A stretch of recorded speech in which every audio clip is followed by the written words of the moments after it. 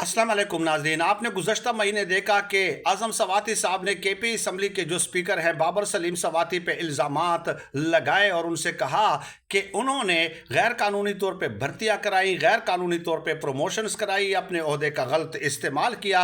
इसका एक बैकग्राउंड है और अब उसका ड्रॉप सीन भी हो गया है। वो मैं आपको बताता हूँ कि आज़म सवाती को किस तरह 440 वोट का झटका मिला है।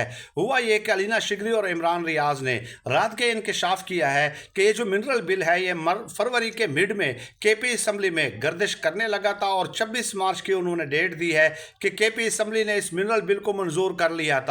उसके बाद speaker KP assembly Babar Salim Swati ने जब देखा कि इसके कुछ नुकात बड़े जो है खतरनाक हैं, चुनाचे उन्होंने इस बिल को पास करने से इनकार कर दिया और फिर केपी के असम्बली के जो स्पीकर हैं बाबर सलीम सवाती को धमकी दी गई कि आपको निशान इबरत बना दिया जाएगा।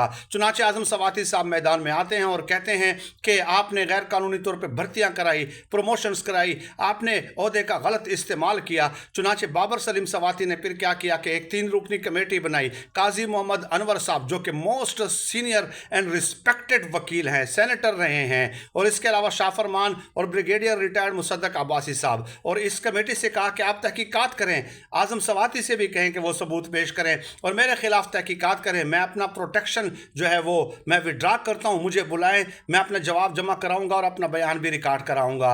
अब रात गए इस 3 रुकनी कमेटी की रिपोर्ट सामने आई है और ये रिपोर्ट ये जो बाबर सलीम सवाती साहब ने ये भी कहा स्पीकर केपी असम्बली ने कि ये जो कमेटी है ये सिर्फ और सिर्फ इमरान खान साहब को जवाबदेह होगी। उसमें इस कमेटी ने जो रिपोर्ट पब्लिश की है उसमें यह कहा गया है कि कोई ऐसे इल्ज़ामात साबित नहीं हुए। आज़म सवाती साहब सिर्फ मीडिया पे इल्ज़ामात लगाते हैं, हमने उनको बुलाया, उन्होंने कोई एविडेंस पेश नहीं किए। और इसके अलावा बाकायदा जो नाम आज़म सवाती साहब ने लिए थे उनके नाम लिखकर, उनका डेजिग्नेशन लिखकर बाकायदा बताया गया कि गुज़श्ता जो दौर था उस स्पीकर के दौर में ये लोग भर्ती हुए थे।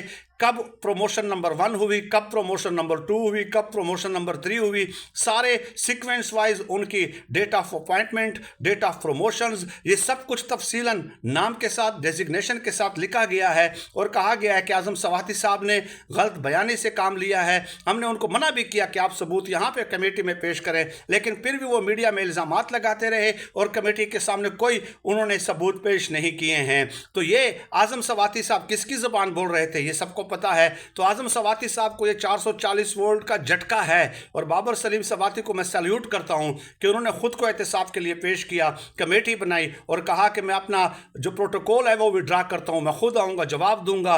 तो ये उनकी जीत है, आज़म सवाती की बदतरीन शिकस्त है।